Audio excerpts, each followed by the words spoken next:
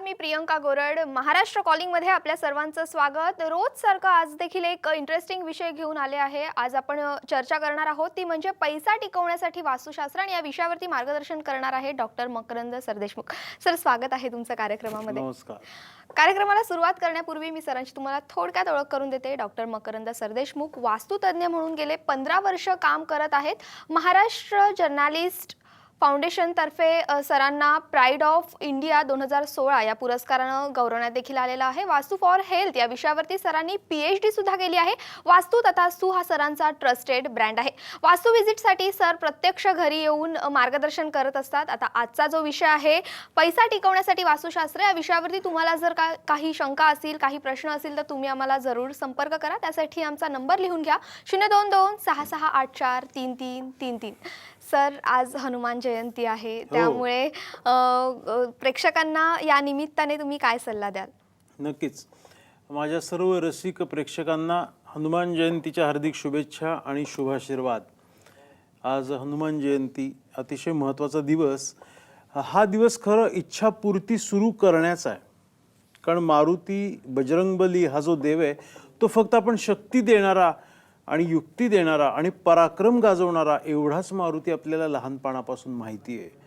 परंतु मारुती हनुमान जो बजरंगबली आहे तो इच्छापूर्ती करणारा आहे, स्वप्नपूर्ती करणारा हे बऱ्याच लोकांना माहीत नाही. कारण आपल्या वास्तुशास्त्राच्या ग्रंथांमध्ये किंवा वास्तुशास्त्रांच्या पुस्तकात लिहिलेलं आहे की वायव्य दिशा ही इच्छापूर्तीची दिशा आहे, ड्रीम झोन सांगितलं आहे. आणि वायुपुत्र कोण आहे? हनुमान आहे.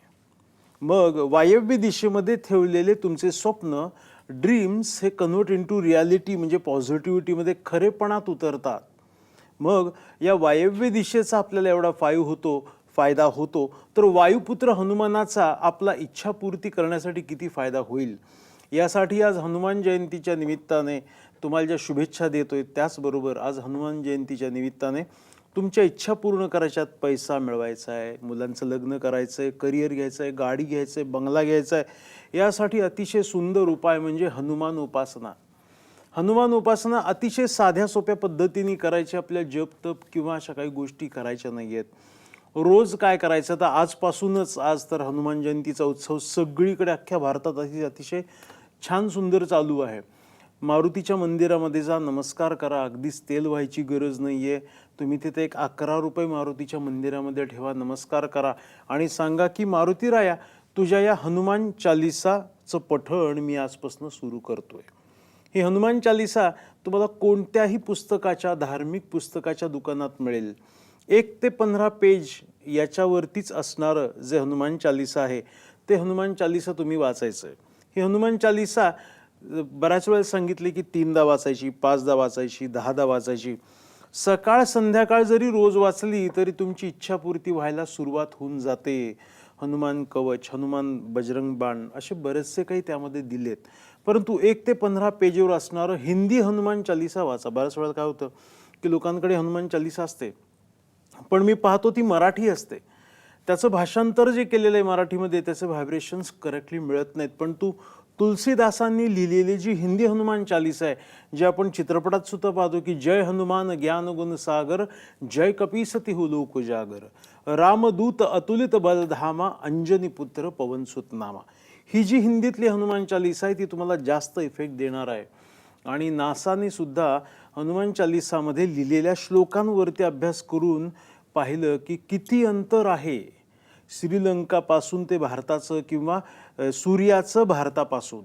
हे सगळं जे हनुमान चालिसामध्ये लिहिलेलं आहे ते आज नासाने सुद्धा प्रूव्ह केलं. गुगलवरती सर्च करा, याची माहिती मिळेल. तर चला आज मारुतीचं दर्शन घेऊयात. तुमचा गावातला जो मारुती असेल त्याला नमस्कार करूया, संपूर्ण कुटुंबियासमेत जाऊया आणि हनुमान चालिसा आजपासून वाचायला सुरुवात करूया. हा मारुतीराया तुमच्या इच्छा पूर्ण करण्यासाठी नक्की मदत करेल. ह्या मारुतीरायांनी माझी सर्व इच्छा पूर्ण केलेली आहेत, तुमची सुद्धा नक्की पूर्ण करेल. नक्कीच सर, आजचा आपला जो विषय आहे पैसे टिकवण्यासाठी वास्तुशास्त्र, आणि अनेकांना असा प्रश्न असतो की माझ्या वास्तूमध्ये पैसेच टिकत नाहीत किंवा मी या वास्तूमध्ये राहायला आल्यापासून पैसे टिकत नाहीत, आर्थिक अडचणी येतात, तर त्यासाठी नेमकं काय करावं? नक्कीच पैसे टिकवण्यासाठी वास्तुशास्त्र. आता मित्रांनो, टिकणे म्हणजे काय? स्थिर राहणे. बऱ्याच वेळेला काय होतं, आपण बघा आता उन्हाळा चालू आहे, उन्हाळ्यामध्ये आपण माठ आणतो घरी, ज्याला डेरा म्हणतात, मातीचं मडकं म्हणतात, ज्यामध्ये पाणी भरून ठेवतो. हे पाणी भरण्यासाठी वरती एक झाकण ठेवण्यासाठी एक छोटंसं तोंड असतं, त्या तोंडात आपण पाणी भरतो आणि पाणी भरल्यानंतर ना तो माठ जर चांगला असेल तर पाणी टिकून राहतं आणि माठाला जर छिद्र पडली असतील तर ते पाणी हळूहळू गळून जातं. म्हणजेच काय की पाणी टिकून राहिलं म्हणजे माठ भक्कम आहे म्हणून पाणी टिकून राहिलं, आणि माठाला जर छिद्र असतील तर हळूहळू ते पाणी संपत जातं. हेच मित्रांनो आपल्याला घरामध्ये बघायचंय की घरामध्ये पैसा येतोय पण टिकत नाहीये, माठामध्ये पाणी भरलं जाते पण थांबलं जात नाहीये.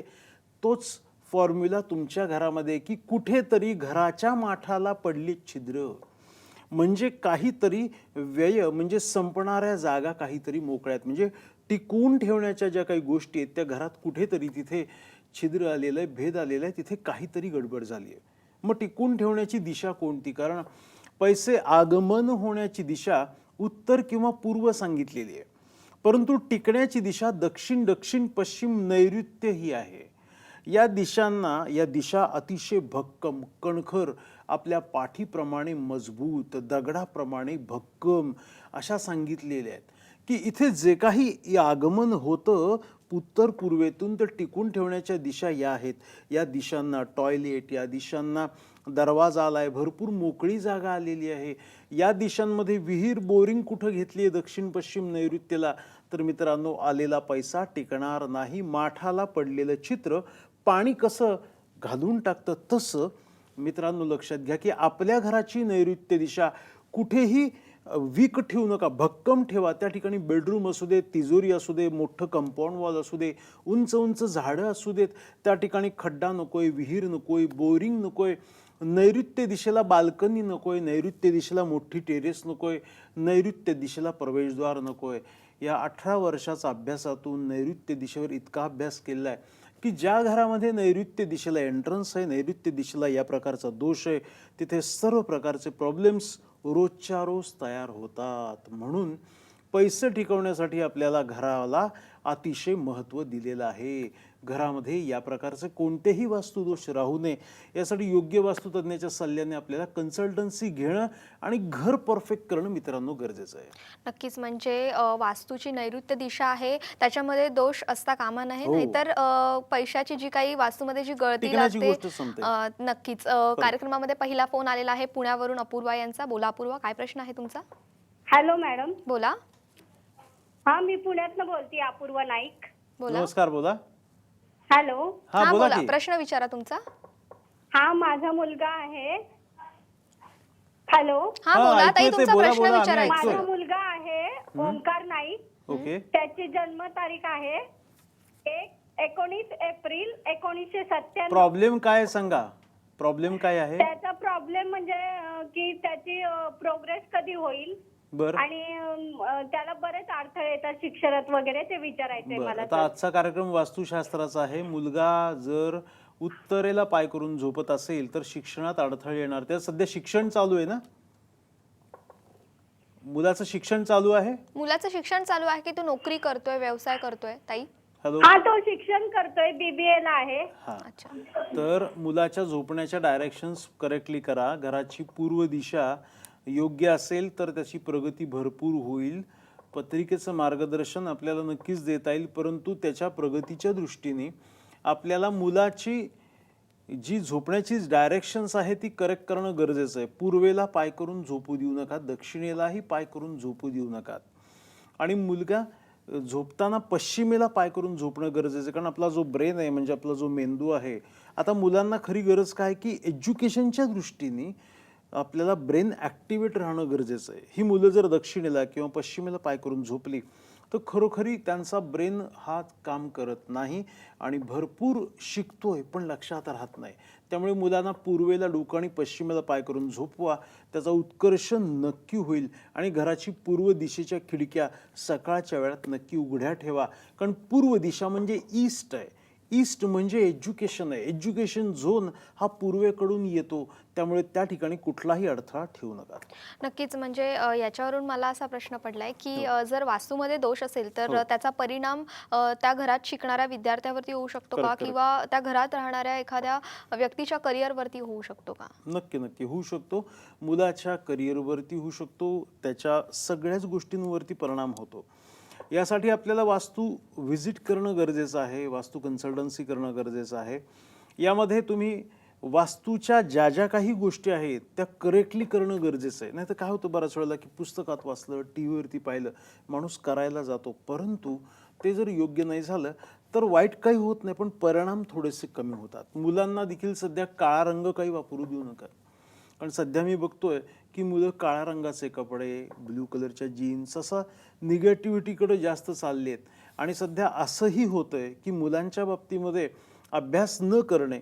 आज गावात, खेडेगावात जेव्हा जेव्हा जातो तेव्हा लक्षात येतं की ती मुलं शाळेतनं आल्यानंतर अभ्यासाकडेच वळली आहेत किंवा खेळतायत. पण सध्या शहराच्या परिस्थितीत पाहिलं तर कम्प्युटर, मोबाईल, गेम्स या सगळ्यांमध्ये माइंड डायव्हर्ट होते त्यांचं. आणि हे माइंड डायव्हर्ट झाल्यामुळे अभ्यासावरती देखील परिणाम होतो. नक्कीच सर. मगाशी तुम्ही सांगितलं की मध्ये दोष जाणून घ्यायचा असेल तर वास्तू व्हिजिट करणं गरजेचं महत्त्वाचं आहे. असतं. सर तुम्ही देखील अनेक ठिकाणी वास्तू व्हिजिट करत असता, तर नेमकं वास्तू व्हिजिटसाठी जर कुणाला तुम्हाला बोलवायचं असेल तर त्याची प्रक्रिया नेमकी कशी आहे? हो, तुम्ही माझी कंपनी वास्तू तथास्तू इथे तुमच्या वास्तू व्हिजिटसाठी नाव नोंदणी करू शकता. माझं ऑफिस फक्त पुण्यामध्ये आहे. पुण्यात जरी असलं तरी मी ऑल ओव्हर भारतात, आउट ऑफ इंडिया सगळीकडे वास्तू कन्सल्टन्सी करतो. वास्तू व्हिजिटला मी स्वतः येतो. 9021 900 600 हा माझ्या ऑफिसचा नंबर आहे. या नंबरवरती तुम्ही कॉल करून नाव नोंदवू शकता. अधिक माहितीसाठी, लोकांचे भरपूर रिझल्ट कसे मिळालेत, रिव्ह्यू कसे आहेत हे पाहण्यासाठी माझी वेबसाईट बघा, वास्तुतथास्तु.com. तुम्ही गुगलवरती फक्त वास्तू तथास्तू टाका, माझ्या वेबसाईटवरती पोचाल, भरपूर त्यावरती माहिती मिळेल. माझ्या फेसबुकला जॉईन व्हा. 9021 900 600 या नंबरवरती वास्तू व्हिजिटसाठी नाव नोंदणी नक्की करा. नक्कीच सर. आपल्याला आणखीन एक फोन आलेला आहे पुण्यावरून रवींद्र कुडाळकर यांचा. रवींद्र, काय प्रश्न आहे तुमचा? बोला रवींद्र. हॅलो. हा, बोला. नमस्कार, बोला. नमस्कार. मी रवींद्र कुडाळकर पुण्याहून बोलतोय. बोला बोला. कुडाळकर नाही, कुडाळकर, रवींद्र कुडाळकर. प्लीज प्लीज बोला बोला बोला बोला. तुमचा प्रश्न तर मी विचारा. आपला चाहता आहे आणि आपण हो. फेसबुकला आपण एक टिप्स टाकलेले होते छान छान, अगदी हो. 40 ते 50 होते. खूपच मार्गदर्शक आहेत ते आणि खूप छान मार्गदर्शन तुमच्या असते. मी एक नियमित चाहता आहे. you, माझा sir. प्रश्न असा आहे की तुम्ही मागच्या एका कार्यक्रमामध्ये वास्तूसाठी एक मंत्र सांगितलेला होता, तो आम्ही मंत्र. लिहूनही घेतलाय.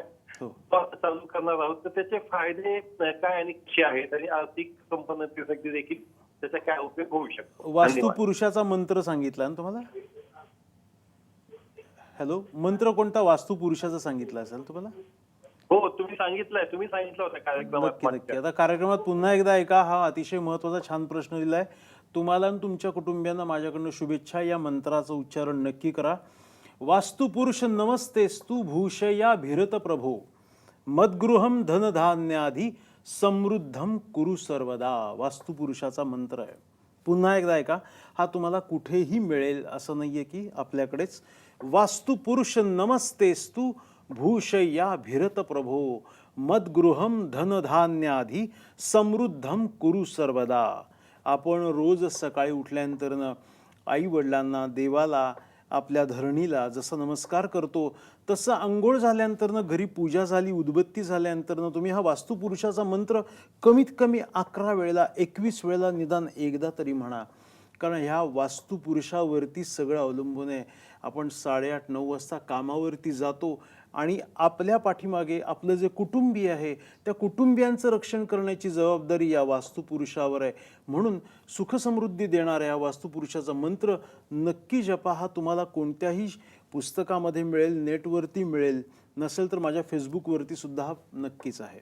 नक्कीच सर. आता तुम्ही हा मंत्र सांगितलात तसा मला प्रश्न पडलेला आहे की असा एखादा मंत्र एखाद्या लहान मुलाला सांगितला किंवा जर का तो अभ्यास करत नाहीये म्हणून अभ्यासात प्रगती होण्यासाठी असा मंत्र असेल, मात्र लहान मुलांकडनं कित्येकदा असं होतं की उच्चार संस्कृत असल्यामुळे उच्चार चुकतात. मग अशा वेळेला त्याचा वेगळा परिणाम होऊ शकतो का?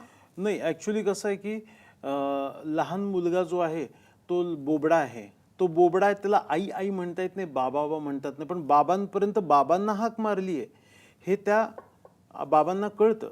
तसं देव परमेश्वर हा सुद्धा आई वडिलांप्रमाणे.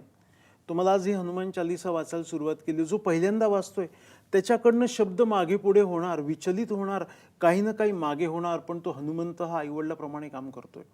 तो म्हणतो, अरे बालक माझं स्तोत्र वाचतोय, वाचताना बडबडणार, छोट्याशा म्हणजे लहान बाळाप्रमाणे त्याचं जे बोबडे बोलेत ते होणार, पण एक दिवशी व्यवस्थित हनुमान चालीसा वाचणार. त्यामुळे काहीही हरकत नाहीये, कोणतंही स्तोत्र वाचायला चालू करा, चुकू दे. चुकतंय म्हणून लोक वाचत नाहीयेत, रोज वाचणं चालू करा, यश तुम्हाला नक्की मिळणार. इतकी ताकद आपल्या भारतीय संस्कृतीतील उत्तम परंपरेमध्ये आहे. नक्कीच सर, या विषयावरती अधिक चर्चा करणारच आहे. मात्र महाराष्ट्र कॉलिंगमध्ये घेते एक छोटासा ब्रेक.